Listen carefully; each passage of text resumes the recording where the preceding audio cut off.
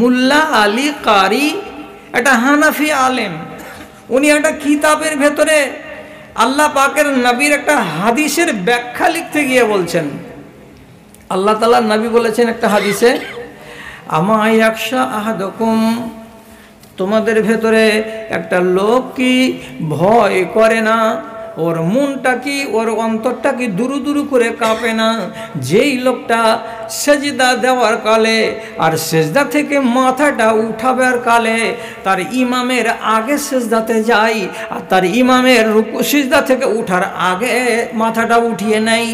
ইমাম আগে উঠাবে, তারপরে আমি উঠাবো, ইমাম আগে সাজদা দেবে, আমি পরে সাজদা দেব, এটা হলো নিয়মের কথা।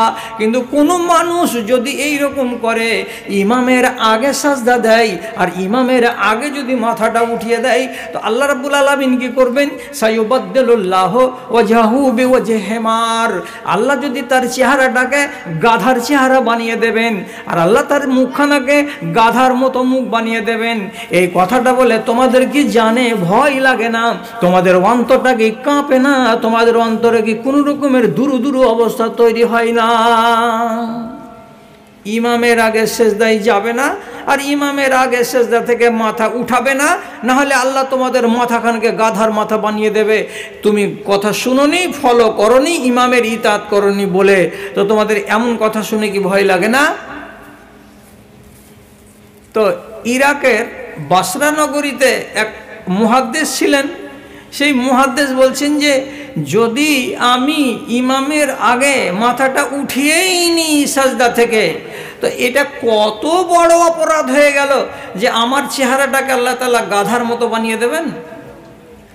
তো বলছি যে এইটাকে আমি মেনে নিতে পারিনি, এ কথাটা আমার বিশ্বাসে আসেনি, আমি এটাকে পড়ে নিলাম, জেনে নিলাম, কিন্তু আমার মগজে তাকে আমি ঠাঁই দিতে পারলাম না যে এইটুকু বেয়াদবির জন্য আল্লাহ আমার চেহারাটাকে একবারে গাধার মতো বানিয়ে দেবেন। আমি কি করি? ও আল্লাহু আকবার যেমনি ইমামের মুখ থেকে বের হয়, ও আধখানি উঠেনি তার আগে আমি সোজা। ইমাম আল্লাহু আকবার বলে একটু খালি কাত হয়, আমি তার আগে সিজদা নিয়ে দিয়েছি, আমার কপালকে জমিনে টেকে দিয়েছি, অর্থাৎ ইমামের আগে আগে আমি চলছি, আমি এক্সপ্রেস গাড়ির মতো, আমি পরোয়া করিনি কথাটা। কি ঘটনা ঘটলো? আলিমে দ্বীন মুহাদ্দিস, হাদিসের ভান্ডার আছে ওর কাছে, কোনো ছাত্র এলো দূর থেকে তার কাছে লেখাপড়া শিখতে বা হাদিস শিখতে, তা হাদিস যখন শিখতে আসছে তো মাওলানার জ্যাকেটের এই দিক দেখা যাচ্ছে, পায়জামা দেখা যাচ্ছে, পা দেখা যাচ্ছে, চাদর দেখা যাচ্ছে, কিন্তু মাওলানার এইখান থেকে উপর দিকটা আর দেখা যায় না। এই এমনি করে একটা পর্দাকে, একটা চাদরকে টাঙা আছে মাপ করে, যে চাদরটাতে মাওলানার মুখ আর বুককে ঢেকে রেখেছে আর নিচু দিকটাকে খালি রেখেছে। এমনি করে যদি চাদর দিয়ে ঘেরে দেয় তার কি করে দেখা যাবে মুখটা? আওয়াজটা ঠিকই পাচ্ছি, মাওলানা আওয়াজ দিচ্ছে, আওয়াজটা ঠিক পাচ্ছি, কিন্তু চেহারা দেখা যায় না।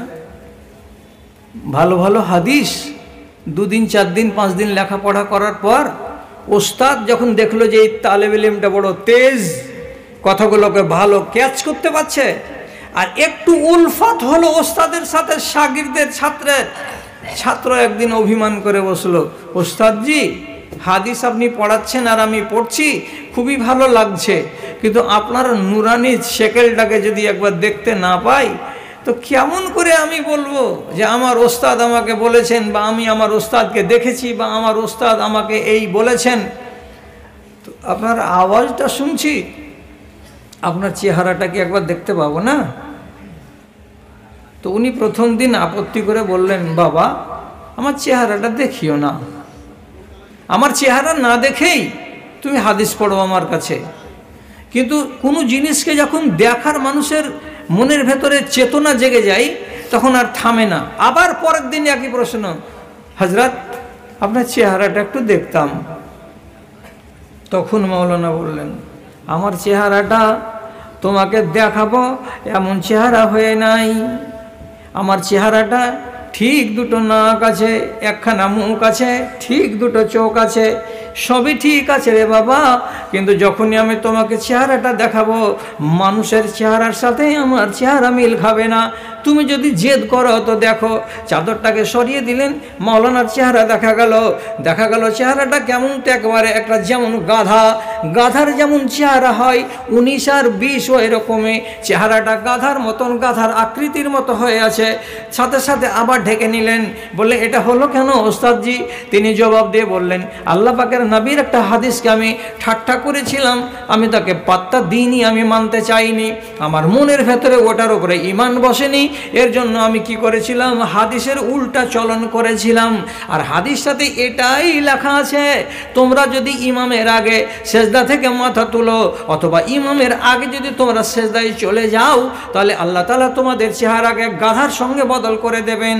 আমি হুজ্জতি করেছি, আমার চেহারাটাকে আল্লাহ তাআলা গাধার মতো বানিয়ে দিয়েছেন।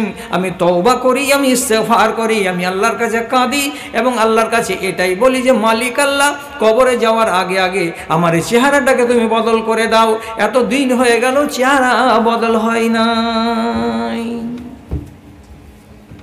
হাদিসটা সত্য, আর এই ঘটনাকে নিয়ে আপনি মাথা খারাপ করতে যেন না। কেন যে এইটা একজন আলেমে দিন এবং নির্ভরযোগ্য আলেম, উনি ওনার কিতাবে লিখেছেন, এটা বাস্তব দুনিয়ার ঘটনা। এত বড় অসুখ আমাদের দেশ থেকে চলে গেল, কোনটা লোকের নমাজ বেড়েছে, কোনটা বেটি ছেলে আল্লাহর ভয়ে নমাজ যে ধরে নিয়েছে এই করোনার কালে, তো বলছে নমাজের উপরে কায়েম আছি, এখন নমাজ ছাড়িনি, এরকম মানসিকতা দেখাতে পারে? আমাকে খুব শরম লাগে একটা হাদিস যখন মনে পড়ে, আর প্র্যাকটিক্যাল যখন আমি দেখতে পাই চায়ের দোকানে যে ছোট ছেলেপিলেরা লেহাজ করে বিড়ি খেতে গেলে বিড়ি নিয়ে নেয় আর আড়ালে গিয়ে বিড়ি খাই। কিন্তু আমাদের দেশের এই শেরশাবাদ কওমের বাপজিরে এত বড় বড় দাড়ি দিয়েছে, সাদা সাদা দাড়ি পেকে গেছে, কবরে যাওয়ার টাইম হয়ে গেছে, চা খাওয়া হলো, পান খাওয়া হলো, টান খাওয়া হলো, এই সবই খাওয়া হলো, করা যখন হচ্ছে ওই সিটে বসে বসে চায়ের দোকানেই বিড়ি টানছে। এটি কিসের চিহ্ন? এই টাওয়ারটা কিসের? ধলো ধলো দাড়িটি, এই ধলো দাড়িটি হলো সুন্নাত, আর সুন্নাতের পাবন্দকারী হলো জান্নাতি। তো যেখানে জান্নাতের টাওয়ার লাগানো আছে থুতনিতে দাড়ি, আর ওর 2 আঙুল উপরেই জাহান্নামের চুল্লি দিয়ে হাওয়া বাহির হয়েছে, ধলো ধলো ধোঁয়া বাহির হয়েছে, একে লাজ শরম কিচ্ছু লাগে না, বিড়ি টানছে আর ফুকাইছে চায়ের দোকানে বসে বসে। বয়স কত? বলে 55, 60, 65 বছর বয়স, মরার কাল হয়ে গেল, এখন পর্যন্ত দিনের পথে আসতে পারেননি, এই বদ চলন ছাড়তে পারেননি, কি বারে দিন ছাড়বেন? হাদিসটা যদি মেনে নেন তো খুব ভালো হয়। আল্লাহ পাক রাসূল বলছেন, ইন্নাল্লাহা ইয়াকবাজু শরীতাতাহু মিন আহলিল ঈমান ওয়া ইয়াবকা আজাজাতান। এমন একটা সময় চলে আসবে রব্বুল আলামিন এই দুনিয়া থেকে নেককার মানুষগুলোকে একটা করে সবকে উঠিয়ে নেবেন। যখন নেককার মানুষটি উঠে যাবে তখন থেকে যাবে কারা? আজাজাতান, থেকে যাবে কোনগুলো? তো লাড়া, যেগুলো খ্যাড়, যেগুলো আগাছা, যেগুলোর কোনো দাম নাই, এমন ন্যাংড়া লুলা কানা। নাম হলো ইনজেমামুল ইসলাম, আর নাম হলো নুরুল ইসলাম, আর কারো নাম হলো গোলাম রসুল, রসুলের গোলাম। সব কিছু ইসলামী ইসলামী ইসলামী ইসলামী নাম রাখা আছে, কিন্তু রব্বুল আলামিনের নামে বলছেন কিচ্ছু বাকি থাকবে না ওদের ভেতরে। আল্লাহ তাআলা আসল মালটিকে টেনে নিবেন, আর ওই ওয়াসার কয়টা, লাড়া কয়টা, মুড়া কয়টাকে আল্লাহ বাঁচিয়ে রেখে দেবেন, আর ওদের কাছে ঈমান ঠিক থাকবে না। সব মুড়া কয়টা বেঁচে আছে, দোয়া নাই, দুরুদ নাই, নামাজ নাই, রোজা নাই, কিচ্ছু নেই। আর 65 বছর বয়সে খুলাখুলি আল্লাহর নাফরমানি করছে আর দোকানে বসে বসে সময় কাটাচ্ছে। এরা কে? ওই সময়টা কি আসেনি? রাসূল হাদিস বলতে বলতে আর একটু আগিয়ে গিয়ে বলছেন, আরে কি হবে জানো?